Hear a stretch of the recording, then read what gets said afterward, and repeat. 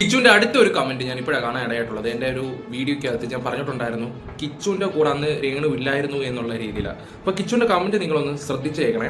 Hi bro, ഞാൻ അതിൽ പറഞ്ഞിട്ടില്ല അമ്മ കൂടെ ഉണ്ടായിരുന്നു എന്നും. ഞാനും പറഞ്ഞിട്ടില്ലല്ലോ അമ്മ കൂടെ ഉണ്ടായിരുന്നു, ഞാൻ ഇല്ലെന്ന് തന്നെ പറയുകയൊക്കെ ചെയ്തിട്ടുള്ളത്. പിന്നെ അമ്മയെ ആയിട്ടുള്ള ഒരു കോണ്ടാക്റ്റും എന്താണെന്ന് വെച്ചാൽ ആകെ എന്തെങ്കിലും പൈസ ചോദിക്കുന്ന മാത്രമേ ഉള്ളൂ.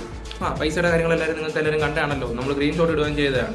അവൻ പൈസ മാത്രം ചോദിച്ച് അവരോട് കോൺടാക്ട് ചെയ്യത്തുള്ളൂ, വേറെ ഒരു കോൺടാക്റ്റും ഇല്ല. ഞങ്ങൾ തമ്മിൽ ഇടയ്ക്ക് വല്ല വീഡിയോ കോളോ ചെയ്യും, എന്നിട്ട് ആരെങ്കിലും ഒക്കെ കാണിച്ചു തരും, എന്നിട്ട് പറയും ഇപ്പം ഇട്ട് തരാം ഉള്ളൂ എന്നൊക്കെയുള്ള രീതിയിലാണ് ചെക്കൻ ഉദ്ദേശിച്ചത്. ഇത് രേണുവിൻ്റെ ഒരു സ്ഥിരം പരിപാടിയാണ്. ഏതെങ്കിലും മീഡിയക്കാർ വരുന്ന സമയത്താണെങ്കിലും കിച്ചുവിനെ കാണിച്ചു കൊടുക്കും. അങ്ങനെ കിച്ചുവിനെ വിളിച്ചു, കിച്ചു ഇപ്പം ഇവിടെ ആണ്, നിനക്ക് സുഖമാണോടാ. പിന്നെ ഈ അടുത്ത സമയത്ത് ടാറ്റു അടിക്കുന്നതിൻ്റെ ഒരു വീഡിയോ ഞങ്ങൾ വെച്ചിട്ടുണ്ടായിരുന്നു, അതും കൂടെ ഞാൻ ജസ്റ്റ് ഒന്ന് വെച്ചുതരാം. കിച്ചു അമ്മ പോവാണേ, വന്നിട്ട് നമുക്ക് ടാറ്റുവിന്റെ കാര്യം നോക്കാവേ. ശരി പറഞ്ഞു, ശരി. പറ ഇനി എന്താ ചോദിക്കാനുള്ളത്?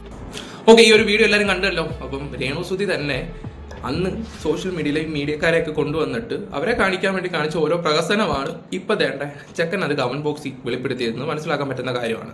പിന്നെ ഒരു കാര്യം ഞാൻ തുറന്നു പറയാം, ഞാൻ എൻ്റെ ആദ്യം മുതൽ ഈ ഒരു വിഷയം ചെയ്യുന്നത് 1.5 വർഷം കൊണ്ട് നമ്മളിപ്പോൾ ഇതിനെക്കുറിച്ച് ചർച്ച ചെയ്യുന്നുണ്ട്. അന്ന് തൊട്ട് ഇന്ന് വരെ കാണുന്നവർക്ക് എൻ്റെ വീഡിയോ എന്താണെന്ന് മനസ്സിലായിട്ടുണ്ട്. ഒരു കാര്യം ഞാൻ പറയാം, വേണ്ട ഇപ്പം ഞാൻ അതിനെക്കുറിച്ച് പറയുന്നില്ല, വരട്ടെ. എൻ്റെ കുറച്ച് തെളിവുകളും കാര്യങ്ങളും ഉണ്ട്. ആ ഒരു തെളിവ് ഇപ്പോഴല്ല, ചില ആൾക്കാർ ചില കാര്യങ്ങൾ പുറത്ത് വിടുമ്പം ഞാനതങ്ങോട്ട് സംസാരിക്കാം, അതായിരിക്കും നല്ലത്. എന്തായാലും ഈ ചാനലിൻ്റെ പേരും എന്നെ എല്ലാവർക്കും അറിയാമല്ലോ, ഒന്ന് ഓർത്ത് വെക്കുന്നതായിരിക്കും നല്ലത്, അല്ലെങ്കിൽ ഒന്ന് ഫോളോ ചെയ്ത് വെച്ചു.